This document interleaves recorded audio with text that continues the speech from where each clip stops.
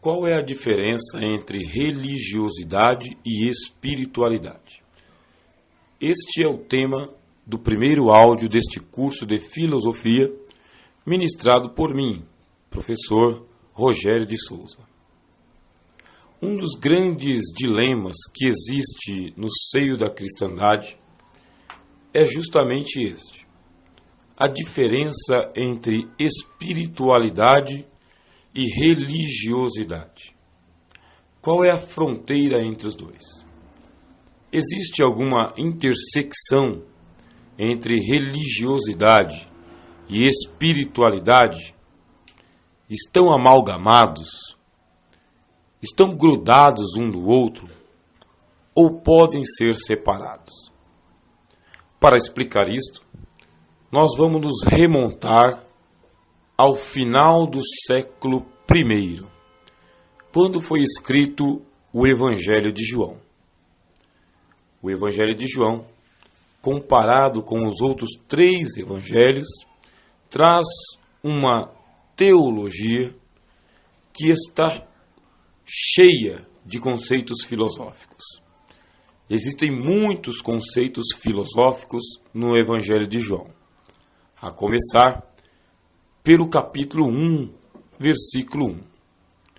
No princípio era o Logos.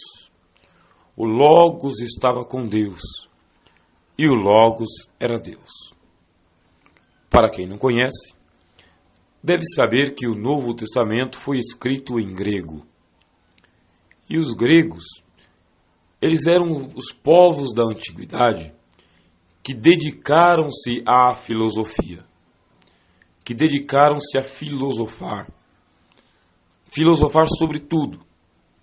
Filosofar sobre a natureza, filosofar sobre os deuses, sobre a sociedade, a vida, a morte, e filosofar sobre a própria filosofia.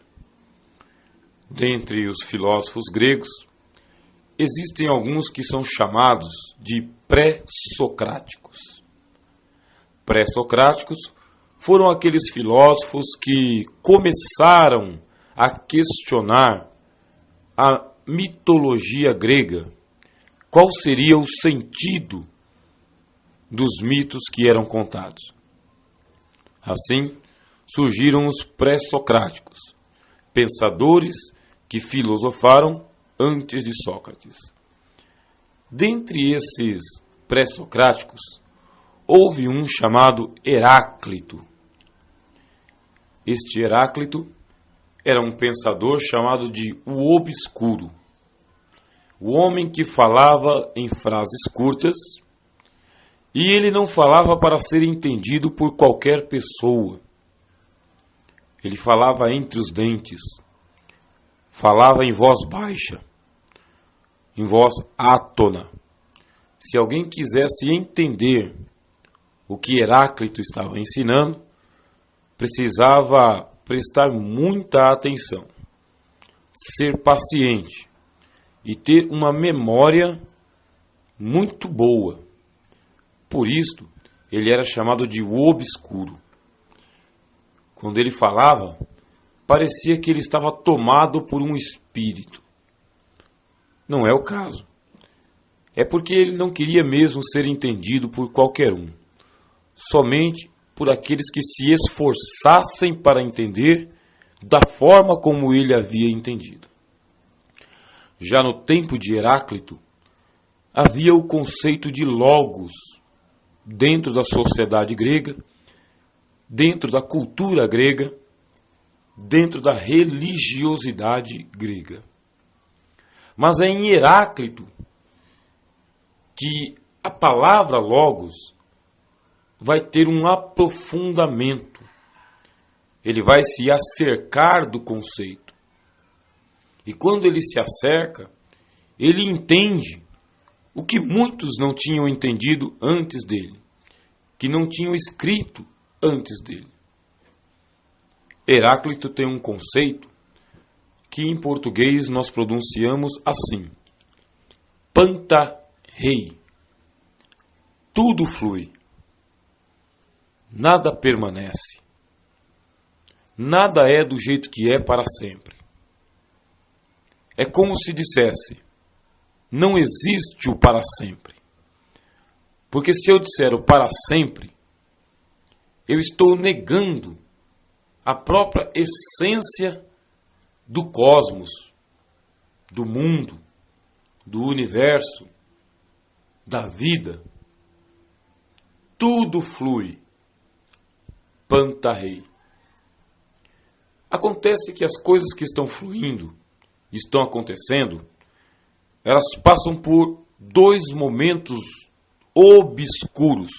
E por isso que Heráclito é chamado de o obscuro. Quais são esses dois momentos? As coisas, elas vêm do futuro, acontecem no presente e são jogadas para o passado. Percebeu? Você tem um pensamento ocidental de que a linha do tempo vai da esquerda para a direita. Como você está acostumado a contar assim: 1, 2, 3, 4, 5. Mas de acordo com a filosofia de Heráclito, não é assim. O rio, ele não está correndo no sentido que você está imaginando que ele está correndo. E ele usa a metáfora do rio. Heráclito diz: ninguém se banha duas vezes no mesmo rio. Por quê? Quando você entra no rio, você é uma pessoa. Quando você sai do rio, você já é outra pessoa. Tudo flui. Pantarrei. Então você inventa de tentar entrar no rio novamente. Você já é outra pessoa. E essas águas que estão correndo já são outras águas. Aquela em que você se banhou já foi. Pergunta: de onde vieram estas águas? Vieram do passado? 1, 2, 3, 4, 5, 6. Não. As águas não vieram do passado. As águas vieram do que há de vir. Elas vieram, em nossa linguagem, do futuro. Seria como se dissesse 9, 8, 7, 6, 5, 4, 3, 2, 1. Quando chega no 1, te encontra. Aí vai para o passado. Menos 1, menos 2, menos 3, menos 4, menos 5. E por que Heráclito pensa assim? Porque havia uma ideia de reminiscência no mundo grego. O que é reminiscência? Lembrança. É como se eu tivesse passado por isso. É como se eu estivesse vivendo uma história que foi escrita antes que eu tivesse chegado aqui. E que a mim só cumpre a parte de representar o papel que foi designado para mim. Conceito de reminiscência. Portanto, viver não é viver. Viver é reviver. E reviver é viver na lembrança ou viver a lembrança. Guarde todos esses conceitos que eu estou te passando, porque tudo isto está implícito no Evangelho do Senhor Jesus Cristo, segundo o apóstolo João. Quando ele escolheu a palavra logos, dizendo: no arqué, no princípio, na antiguidade, era o logos, ele não fez isso daí por acidente. João não era um desavisado. João escreveu dentro da comunidade grega cristã. As igrejas que o apóstolo Paulo, aliás, o apóstolo João, supervisionava como bispo, eram igrejas da comunidade da Ásia Menor. Igrejas de fala grega, de cultura grega, de conhecimento grego. E a palavra logos na comunidade grega tinha muito peso. Peso que lhe foi atribuído desde Heráclito, antes de Sócrates. Eu não quero preocupar você com datas, Depois a gente pensa nisso. Eu quero que você se preocupe em personagens, em pessoas, em nomes. Sócrates, os pré-socráticos, e entre os pré-socráticos, Heráclito. E com Heráclito, a doutrina do Logos, que vai ser utilizada por João em seu evangelho. E que nós vamos pensar a partir da segunda palestra. Mas vamos voltar aqui. Heráclito está dizendo: ninguém se banha duas vezes no mesmo rio. Porque tudo flui. Flui porque as coisas vêm do futuro, entram no presente e vão para o passado. Exemplo: o teu dia de amanhã. Hoje é 31 de outubro. Amanhã, dia 1º de novembro. Aquele dia já está correndo em nosso encontro. Ele já está chegando para nós. Agora, neste exato momento, são 2 horas da tarde, aqui em São Paulo. São 2 horas aqui em São Paulo. Mas em outra parte do mundo, já são 3 horas. Já são 4 horas. Já são 5 horas. E daqui a pouco, aquele período que está lá vai chegar aqui. E quando chegar aqui, ele já foi em outro lugar. Ele já passou em outro lugar. É o caminho do sol. Ele já passou em outro lugar antes de passar aqui. E agora ele já está indo para outro lugar que está num fuso horário atrasado. Em alguma outra parte do mundo, agora é 1 hora da tarde, meio-dia, 11 horas, 10 horas. Por isso Heráclito, atualizando o seu conceito, parece que estava muito correto. O futuro está vindo ao nosso encontro. E quando ele chegar, ele vai nos encontrar em um estado. Nós vamos vivê-lo. Só que nós vamos vivê-lo num só instante, repentinamente. E ele é como o rio. Ele veio, descemos, nos banhamos, subimos, já não somos mais o mesmo, e ele foi embora. Nunca mais voltará. A água daquele rio nunca mais voltará. E você também nunca mais voltará a ser quem você era antes. Tudo flui. Tudo tem o seu caminho. E é neste caminho. É do futuro, que está idealizado, para o presente, que está sendo realizado, para o passado, que é morte. Que é inalterável. Que não dá para se fazer nada para mudar. É um fluxo contínuo. Bom, Heráclito ele vai mais longe ainda no pensamento dele. Por causa que ele vai trabalhar com outras 2 palavras, que em português nós dizemos assim: o ser e o não ser. O que é o ser? E o que é o não ser?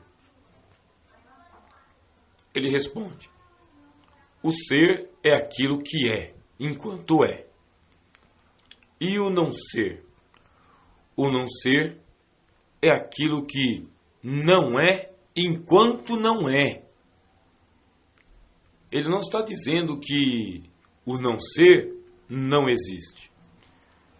Está dizendo que o estado de existência do não ser é porque ele ainda vai chegar a ser.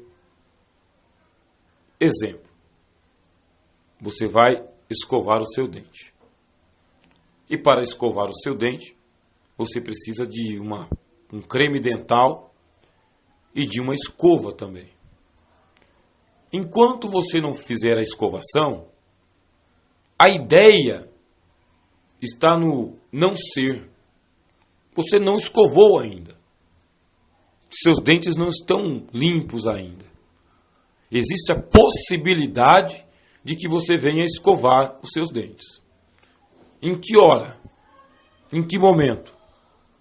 Na hora em que você pegar a pasta, o creme dental, com a tua escova, que você ir até a pia e fizer o movimento de escovação. Enquanto você não fizer isto, a possibilidade de escovação é chamada de não ser. Não é. Não acontece.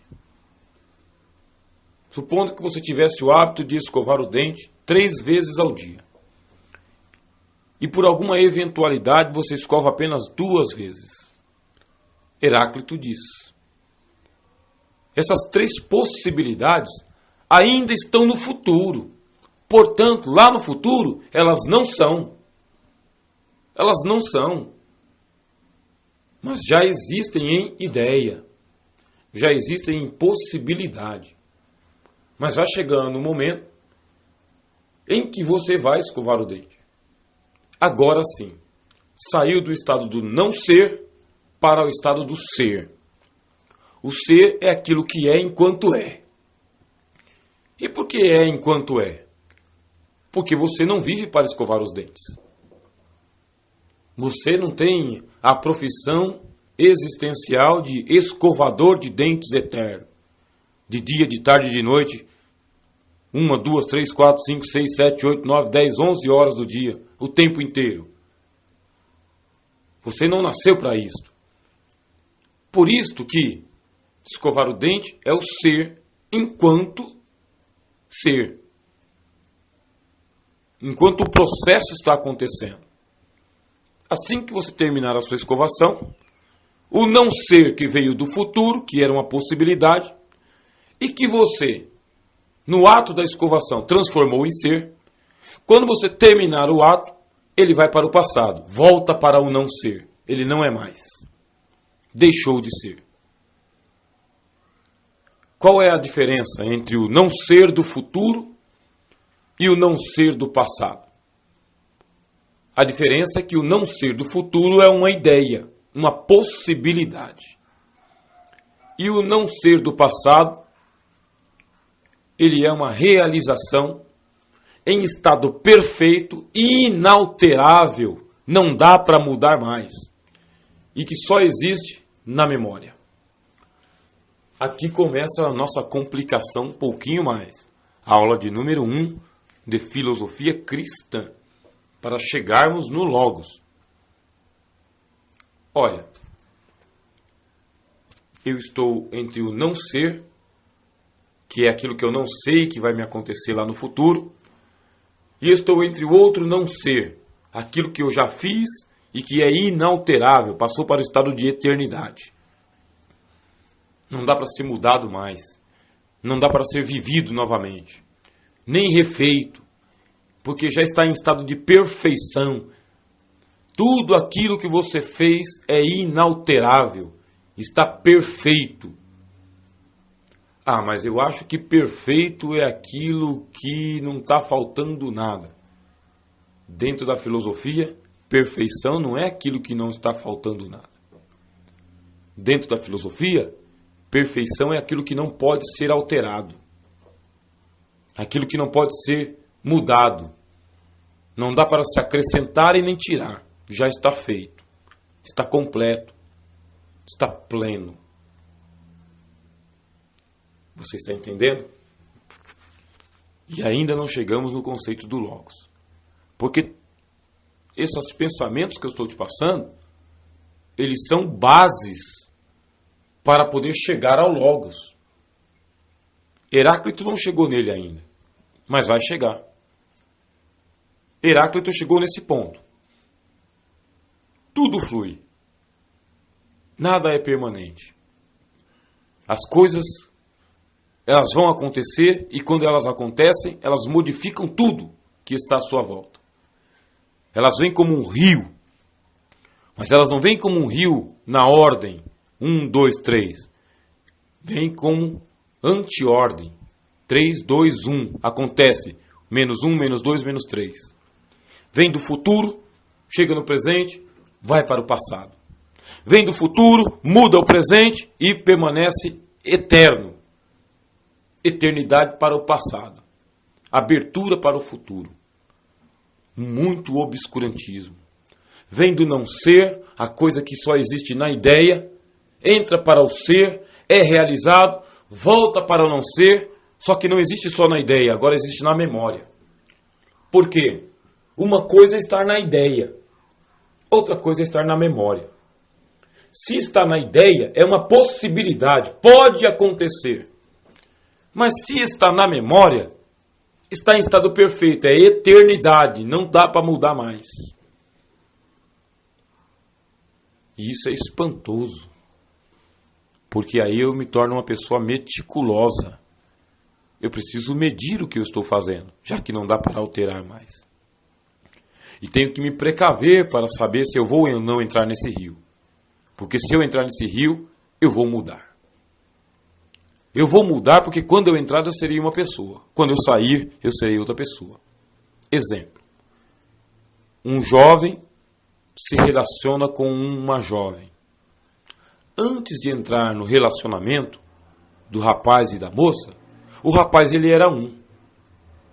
Brincava, se divertia, saía, não tinha hora para voltar, não dava satisfação para ninguém, gastava o dinheiro dele à torto e à direito, se é que ele tinha dinheiro. É um rapaz, é um menino.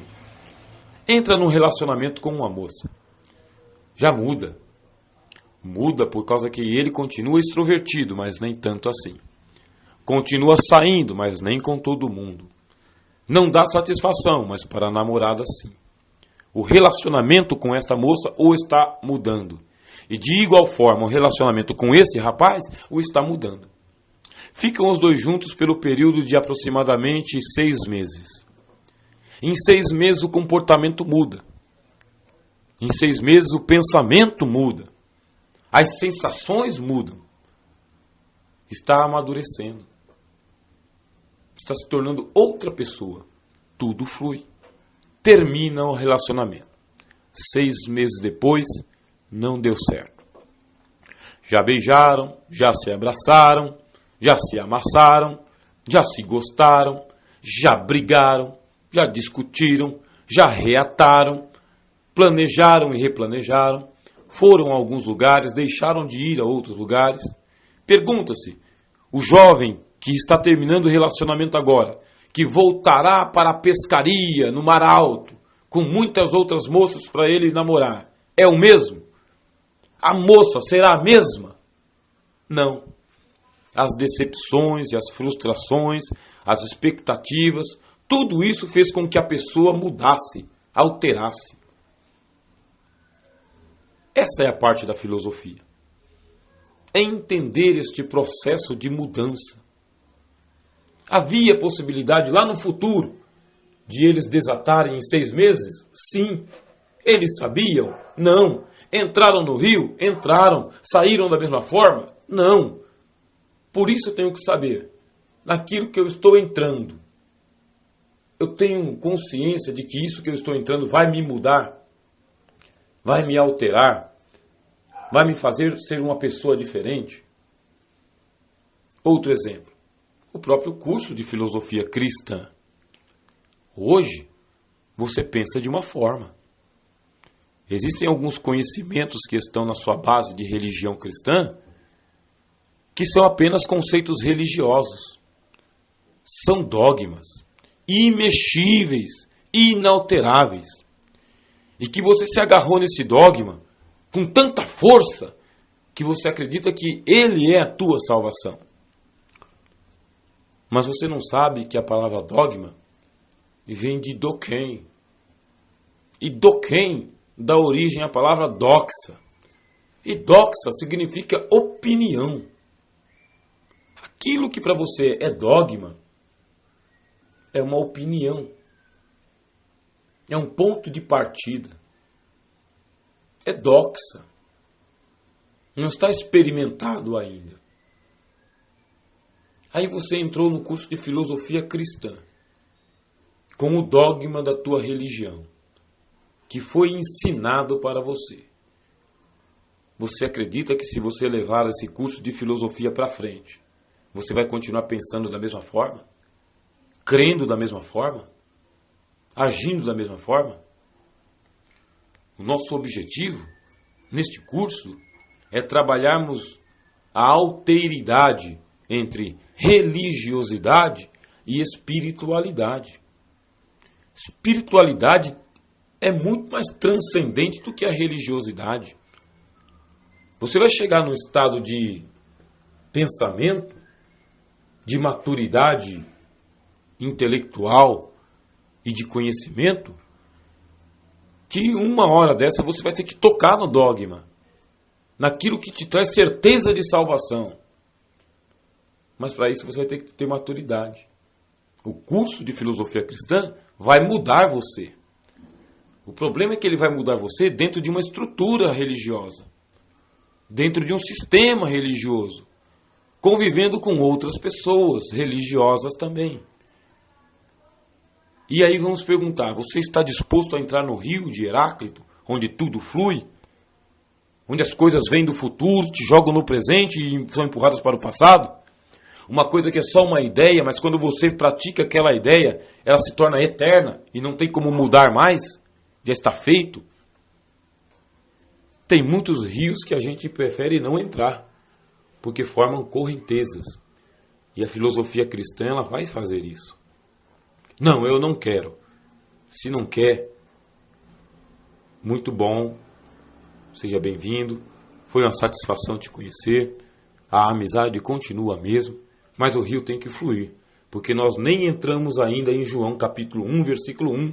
No princípio era o Logos. O Logos estava com Deus e o Logos era Deus. O Logos é um pensamento que vem da filosofia grega. E dentro da filosofia grega tem um cara chamado Heráclito, que pensou esse negócio muito antes de João. Porque João está escrevendo lá no final do século I, por volta do ano 90, 95 depois de Cristo.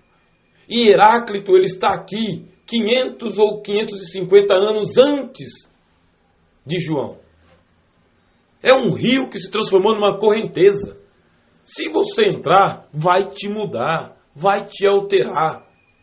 Mas já que você quer conhecer filosofia cristã, por que que João usou logos e não outra palavra? Por que que ele fez isso? Por que que João não começou o evangelho dele igual Mateus, contando genealogia? Igual Marcos, que já começa da pregação de João Batista para frente? Igual Lucas? Por que que ele não fez igual os sinóticos? Ele inventou de entrar na arqué, no princípio. Princípio é muita coisa. Mas foi isso que o Evangelho trouxe.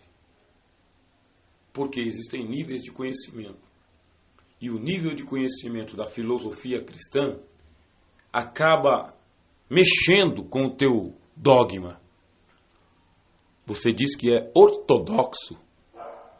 Mas quando eu disser para você o que significa o conceito de ortodoxia, você vai perceber que você não é ortodoxo. E sim que você já é heterodoxo.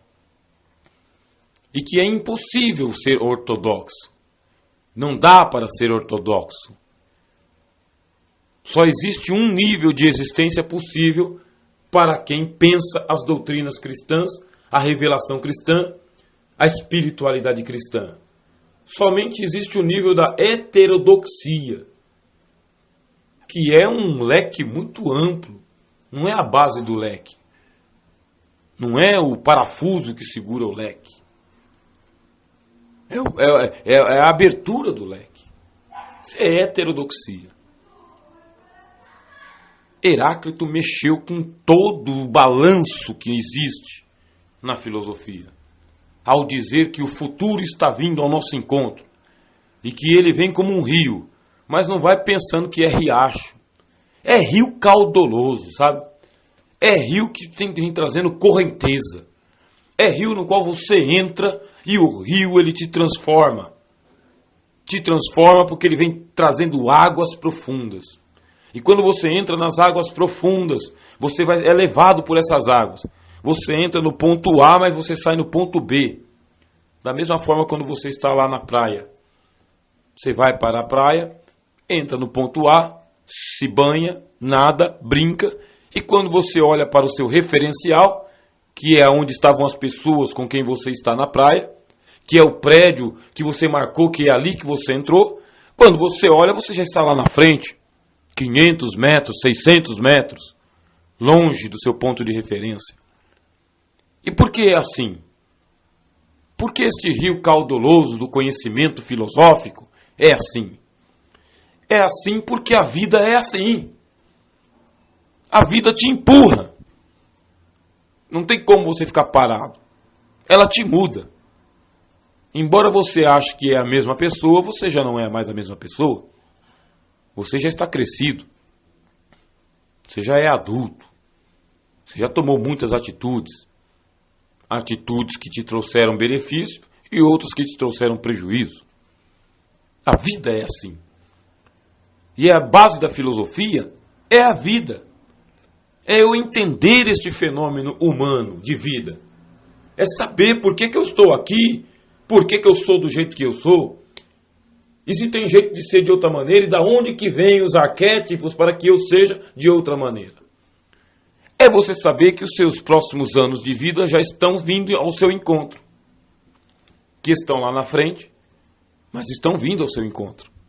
Estão correndo para te encontrar. E, em algum dia desses, virá acompanhado da Cavaleira da Morte, da Senhora da Foice. Um dia desses, lá na frente, vai ser o seu último dia de vida. E que está vindo ao seu encontro. E quando chegar, você vai experimentar. E vai para o estado eterno, inalterado, perfeito. Não dá para mudar mais. Vou fazer uma pausa nessa nossa primeira palestra para que você possa aí fazer as suas anotações. Vou te mandar por escrito também. Considere esta palestra de introdução à filosofia cristã. Esta é a primeira parte, porque nós vamos chegar no conceito de Logos.